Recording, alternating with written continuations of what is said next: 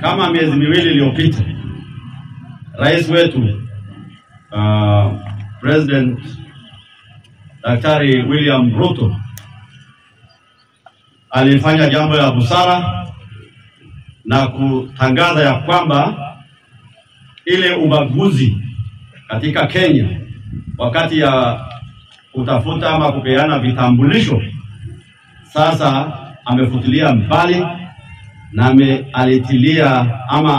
alitia sahihi mkataba ya kusema ya kwamba watu wote katika Kenya yetu, watu wote katika taifa letu la Kenya, wakitoka sehemu gani, ikiwa ni kule Mombasa, ikiwa ni kule Kisumu, ikiwa kule Kajiado, ikiwa Moyale, ikiwa Ileret or wherever, kila mmoja apewe nafasi sawa bila ubaguzi yoyote, vijana wakipewa kitambulisho.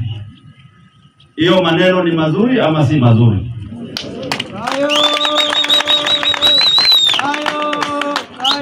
Hiyo shida sisi watu wa Marsabit tumepitia, na watu wetu wamekuwa wamebaguliwa. Vijana wetu hawapati vitambulisho. Hiyo ni kweli ama si kweli? So rais wetu kama amefanya jambo hilo, ni jambo la busara si busara? Watu wa Marsabit nauliza, jambo la busara si busara? Wangapi wamefurahia hayo maneno?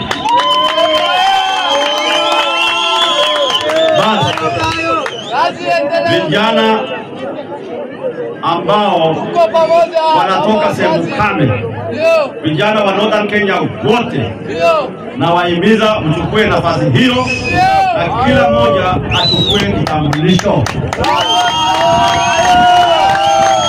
Ndio wakati kura ikifika, sote tuwe na nafasi ya kushirikiana na wengine katika kuchagua viongozi katika Kenya.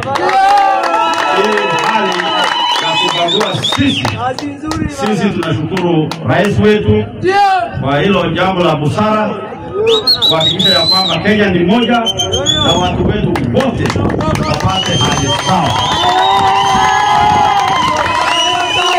Kuna gavana rafiki yangu moja, gavana mwenzangu anaitwa Natembea, na asikie popote aliko ya kwamba ati alitaja jamii chache kwamba ati wakipata nafasi ya kuchukua vitambulisho ati watatoka kila sehemu na watakuwa wengi zaidi. Na mimi namueleza, kwanza he must get his facts right. He singled out the Borana community from Marsabit ati ya kwamba majority come from Ethiopia, which is a fact, we don't deny. But we have enough numbers here in Kenya, we don't need Ethiopians. And by the way, in Marsabit we have 14 communities, and not less than 5 communities reside both in Kenya and in Ethiopia. So for him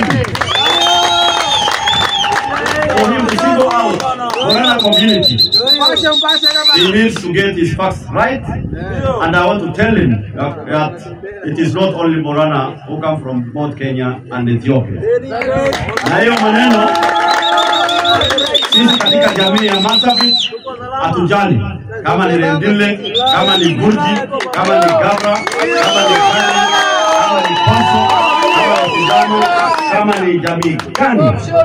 Sisi ni watu mmoja, sisi tunakaa pamoja kwa amani, na hatutaki watu kutaja maneno ya hapa kuleta ama kuweza kupatiana watu wengine nafasi ya kueleza fikra mbaya.